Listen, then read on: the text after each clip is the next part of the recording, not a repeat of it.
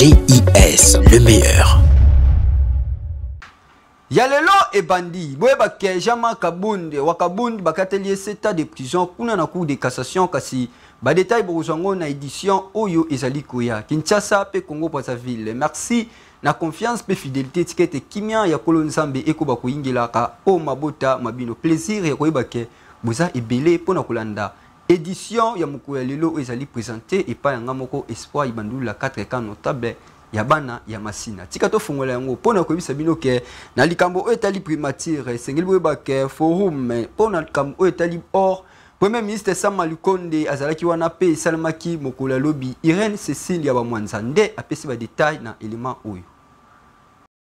Premier ministre Jean-Michel Sama Lukonde a fungolaki forum régional na Oyo Etali mise en œuvre ya stratégie ya CIRGL pona or ya exploitation minière artisanale pe na petite échelle. Yango ekosala 5 jours topé du 12 au 16 septembre 2023. Eza na but topé le lenge ya ko stabiliser exploitation illicite ya or peut permettre développement ya malamu na secteur oyo ezana nous très dangereux pour na ba oyo bazali ko exploiter. Na discours na ye ya ouverture, Premier ministre Jean-Michel Sama Lukonde a beti sete pour na kolobake yango ezali bongo na leadership ya président de la République Félix Antoine Tshisekedi Tshilombo nde forum oyo ezali ko salima na République démocratique du Congo. J'aimerais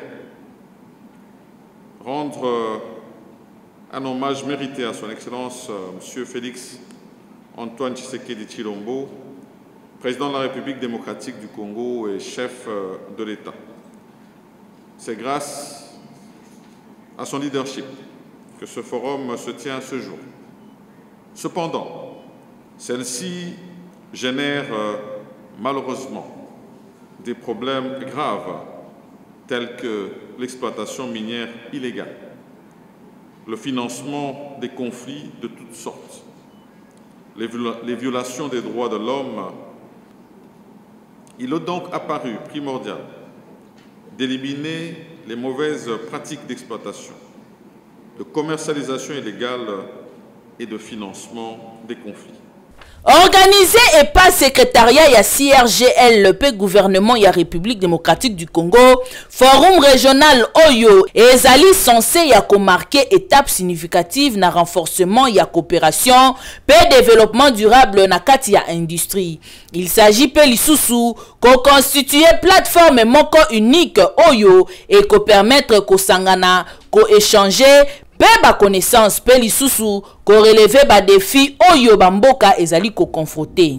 Sama Lukonde apesi matondo na ba état membre ya CIRGL oyo basali déplacement. Kasi liboso penza premier ministre azwa maloba boyeba ke ministre ya mine Nsamba Kalambai na pa na ye a rappelé ba recommandation oyo esalema na 5e réunion oyo elekanaka na Congo Brazzaville. Nabasango mususu esengeli boyeba ke Res Kazadi akendaki ko déposer candidature na ye comme président ya République démocratique du Congo kuna na Seni. Kasi lekanaki ndenge nini Irène Cécile Mwanza azongi susu na détail oyo. Kinshasa, lundi 11 septembre 2023, Boebake Seni a réceptionné dossier à candidature pour la présidentielle il y a le 20 décembre 2023. Il y a candidat indépendant Rex Kazadi. Et Zande Mokolo Yangonde Oyo a postulé na magistrature suprême a officialisé qui candidature na ye. Si Mayako recueillir samedi 9 septembre 2023 na bureau ya réception pe traitement ya ba candidature na siège central électoral Oyo ezwami na boulevard du 30 juin na commune ya Gombe ba information nyonso relative na constitution ya dossier. Na kobimana ye na BRTC pe na sima ya ko se plier na exercice oyo premier candidat indépendant na course ya palais de la nation à Lobaki Boyi. Je l'ai déposé samedi, mais aujourd'hui effectivement ils l'ont validé complètement. Ça m'a permis aussi de pouvoir voir le travail de la CENI, de pouvoir voir un petit peu aussi le sérieux parce que ce sont très pointueux, très méticuleux et bon. Je suis quand même content d'avoir fait ce petit chemin jusqu'au bout. Moi, je dis quelque chose. nous avons la possibilité aujourd'hui de nous exprimer. Je n'ai pas été discriminé, j'ai eu la possibilité de déposer. Aujourd'hui, je suis candidat.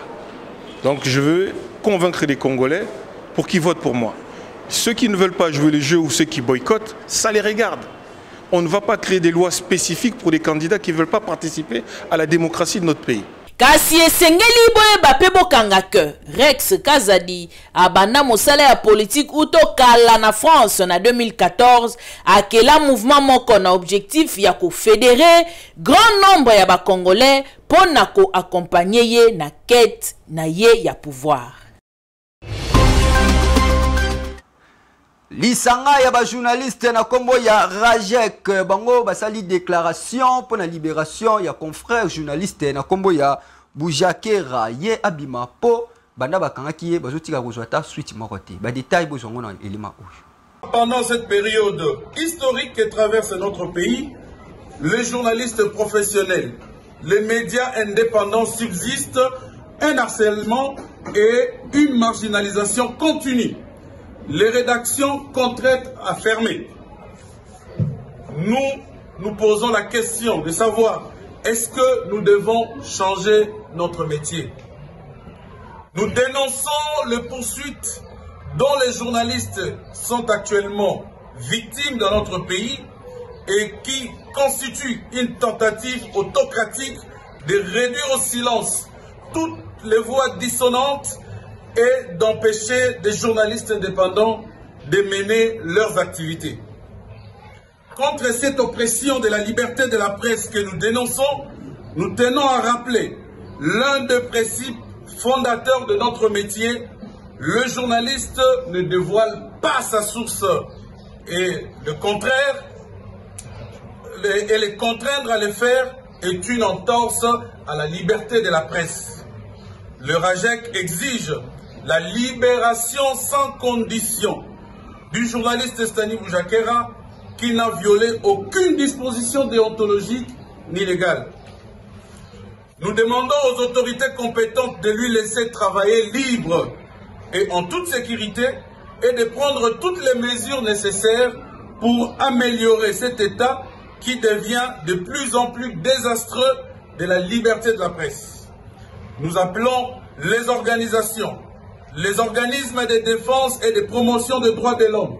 de la liberté de la presse, nationaux et internationaux, de maintenir la pression sans relâche jusqu'à la libération de Stani Bujakera. Le RAJEC, qui en appelle à la solidarité tous azimuts, va annoncer d'ici 72 heures des manifestations de grande envergure si et seulement si le confrère Stani Bujakera n'est pas libéré. Gouverneur et ville province ya Kinshasa, Chantini Ngobilambaka, Bwebake Moko Lobi apesaki commissaire principal ya la police na kombo ya Blaise Kilimbalimba Etandar. Il est kana kindeka nini? Irene Simonza azongi susu na ba détail.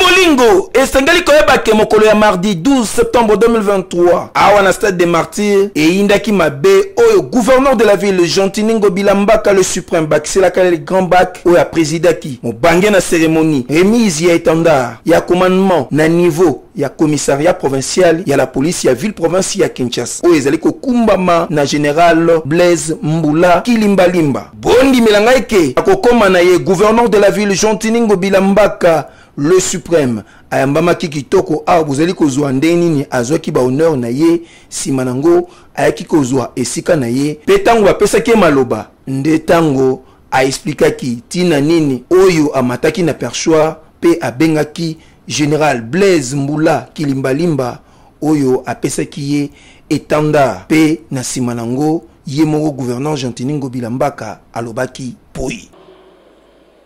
mission ya liboso ezali bongo sécurité ya bakinoise na bakinois toboyi ba enlèvement na kati ya ville na biso ya Kinshasa wana mission ya liboso toboyi ba kuluna ti tokoma na suka mbula na lingi susu koyoka sango ya kuluna te tata mokonzi ekolo asi apesaki mibeko apesaki ndingisa alobi na ville de Kinshasa na lingi koyoka kuluna te. Alors pour na kuluna alimwa ezali bongo mission ya la police oyo bino boze nango na mosala boze ko sala butu moi tongo pokwa mission ya mibale ezali sécurité routière ezali bongo ba embouteillage etondi meke na kati ya ville na biso ya Kinshasa. Nani akosilisa embouteillage ezali obele bino ba policier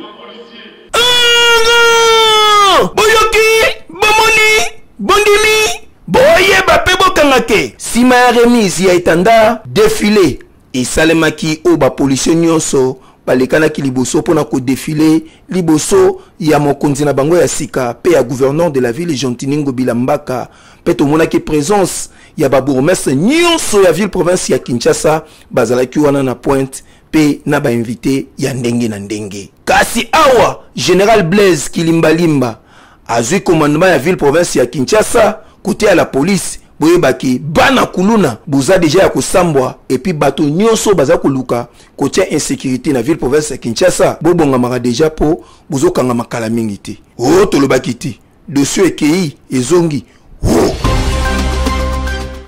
Bon comprendre que ezalaki na commentaire ya BG Manda kasi boyebaki awa na ville province ya Kinshasa bato aleti belé et comment kopesa maladie soni pe mawa kokamwa ezali ke tilelo na bakwa ebele awa na ville province ya Kinshasa basalela kango kaka yango nini babenga kango toilette ya coup direct na kotanga ba milieu oyo basalela kango te sino bakolobake na fingi commune na bango kasi bobake tilelo boye eza na bakwa ebele awa na ville ya Kinshasa soki otamboli omona batoilette yango ezalaka ebele tala ndenge ezalaka misusu mwangana misusu kutu eza ya kotoboka oyo soki okoti na mystique ya fourmi omibateli bien te donc bato nyonso baza libanda bakobanda komona yo ya kokamwa mpe ezali lisusu ke la plupart ya batoilette yango ezalaka kaka bongo ya basak to mpe ya babilamba oyo eza ya mabe makasi soki omibateli bien te maladi ebele ekozanga yo te kaka ndenge boyebi ke ezalaka soki okoti systeme niati telema mbangu mpo soki te retour yemoko oyebi kaka ekozongela na nzoto toloba lisusu nini kokamwa na ville ya Kinshasa batoilette ya boye eza kaka na bamilie oyo ezali reculé vraiment eza lisusu batoilette oyo normalement bato basengeli bakota lisusu te oyo nalobaki te nalobi pe na banzi boyoki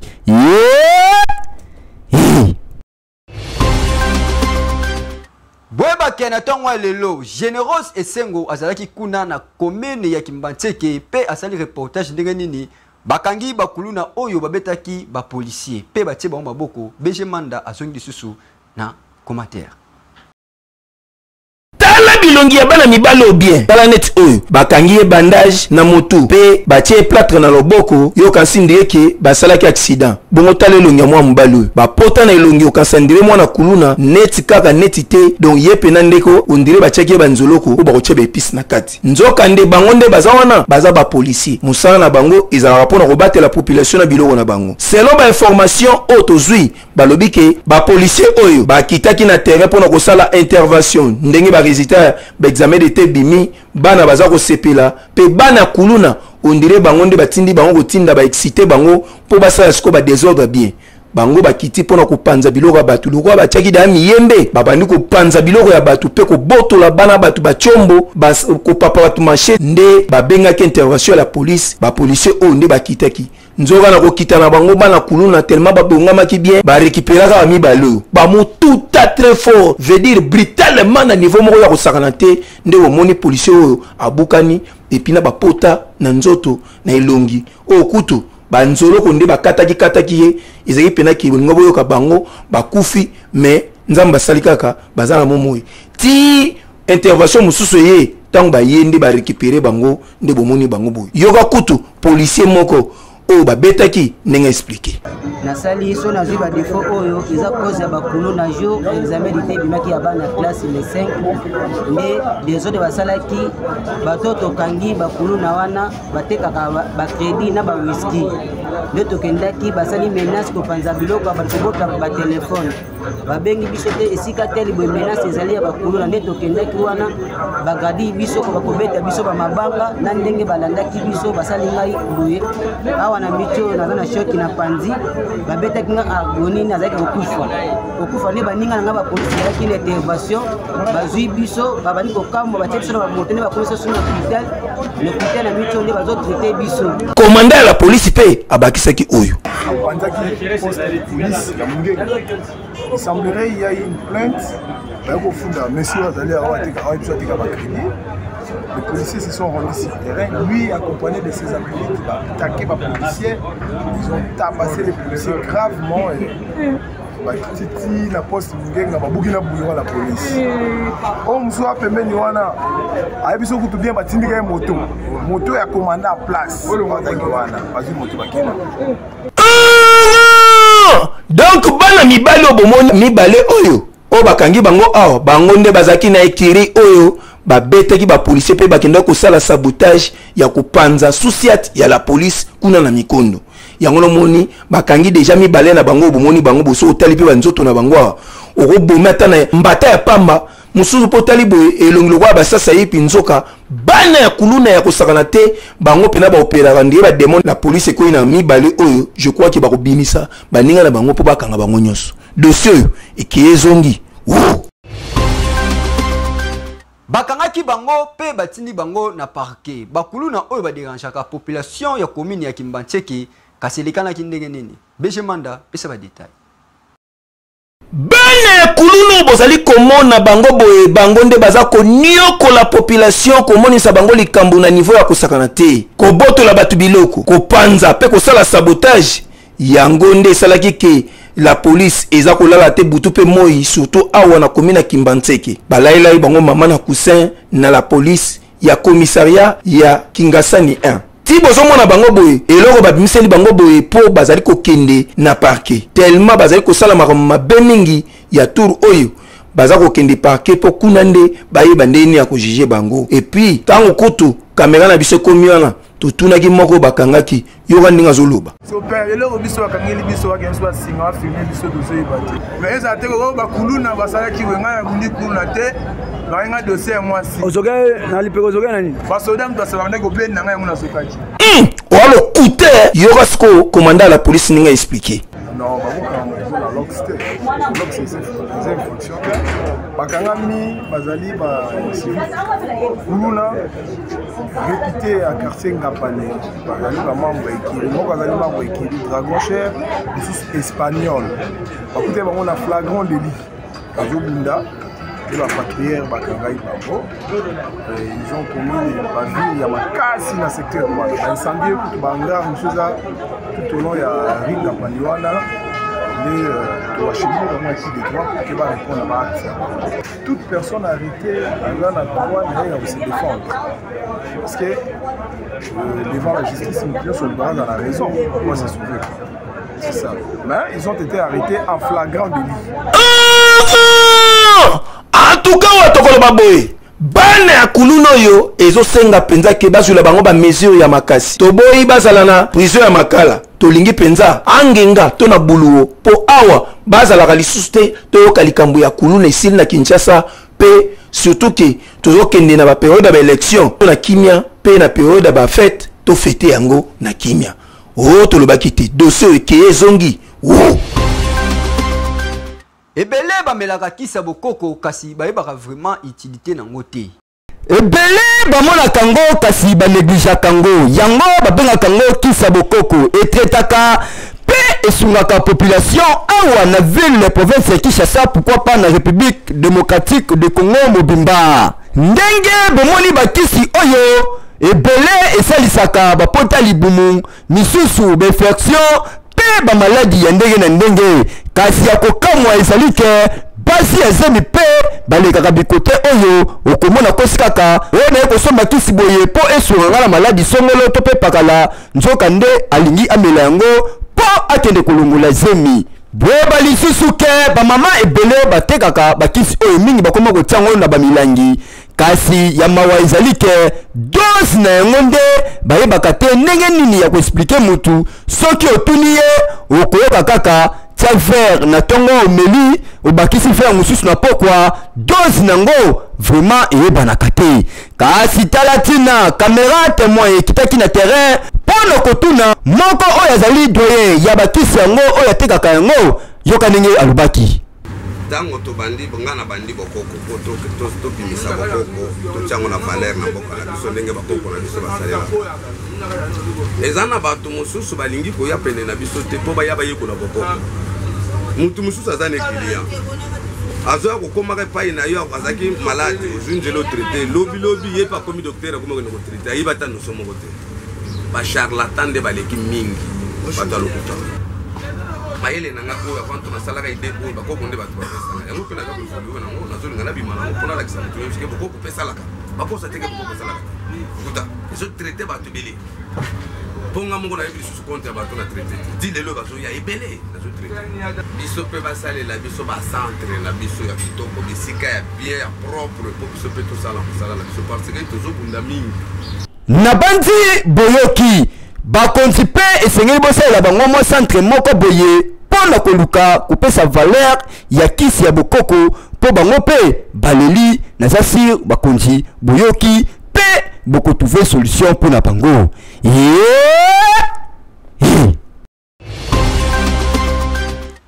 tala ndenge nakomi na suka ya édition ya mokwalelo bopesa merci na Irène Cécile Mwanzande akumbelaki yango avec impact na idéologie na nsima ya caméra ekumamaki kitoko epai ya générose esengo mpe azalaki assisté epai ya Valentin tala kaka mwa mobali oyo azosala mosala ndenge esengeli montage ekumamaka kitoko epai ya Abel Kasongo mpe Orly Kiaz Patrick Yemonde azali DT awa na magazine caméra témoin mwa mobali oyo azosala mosala ndenge esengeli opesa édition na 12h na 12h30 oye ozwango kaka ndenge ezalaka toloba lisusu nini kasi nga awa nalobaka kaka boye ozozela omeka biso okotika kolonga te tala ntina nzambe bamekaka ete soki ozolika omeka biso eza lokola ozomeka nde nzambe kasi lobi bokuta lisusu na Irène Cécile Mwanza mpo esala mama leloko bondi vukolo boye te